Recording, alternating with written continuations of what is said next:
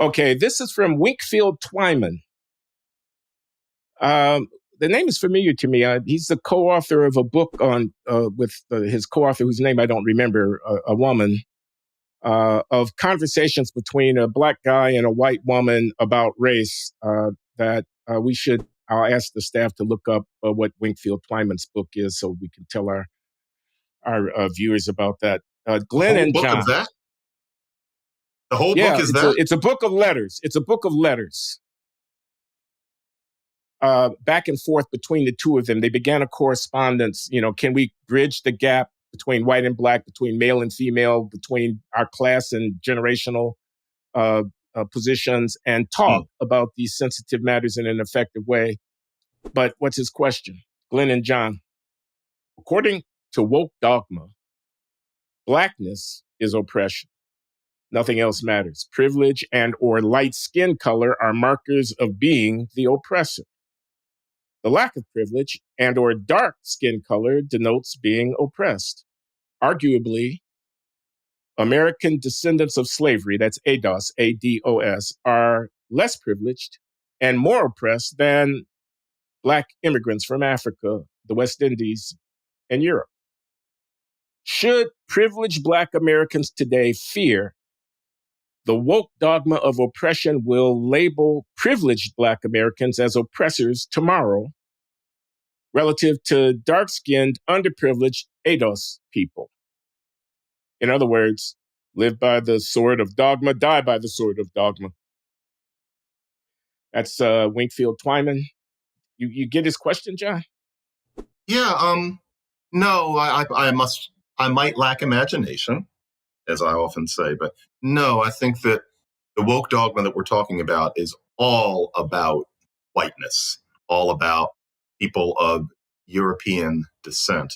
The idea that you would apply the same punitive cultural revolution routine to certain Black people on top and certain Black people on the bottom, I doubt it. I can't see it. It'll always be about who's white and what they're doing wrong or what they did wrong or how they're thinking wrong, etc. No, I can't see it, but I'm not a great futurist. Yeah, neither am I. I'm skeptical about the underlying premise of the question, but a couple of things do come to mind. We're having an argument, let's say, about why Blacks don't do so well in school on the average based on test scores, or why they don't do so well in this or that profession. And somebody says, well, what about the Nigerians? Look at the West African immigrants, second generation. You go to the Ivy League and they're all over the place. And you go to Silicon Valley, and if you find a Black person, more likely than not, it's somebody like that, and so on and so forth. How come the ADOS Blacks can't do that? Using the success of the immigrant African descendant population, whether they come from Africa or from the UK or the Caribbean, as a rebuttal to the claim that systemic racism explains why African Americans, broadly speaking, those who descend from slaves here in the United States, aren't doing so well. And a person might say, well, I want to draw a distinction, a sharp distinction between those populations. And that could lead to the kind of thing that Winkfield Twyman is talking about, it seems to me, or at least in that direction. The other thing I think of to mention here is the reparations argument, which when taken seriously requires one to specify who's supposed to get benefits from reparations if reparations are going to be paid. And a desire to carve out from the 40 million or so Americans of African descent a subset of them who were injured by slavery and are therefore entitled could also lead into the direction of what Winkfield is talking about. What I don't see is skin color, pure and simple, being that basis. That is, light-skinned Black people like you, John, or darker-skinned Black people like me.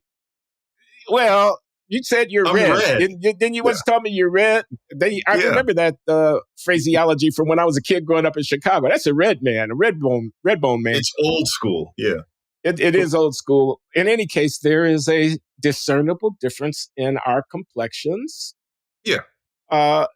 and I'm a little bit darker than you are, as anybody can see. Are we on different sides of some kind of social divide amongst African Americans that will lead down the road to enmity and conflict? I don't see that at all.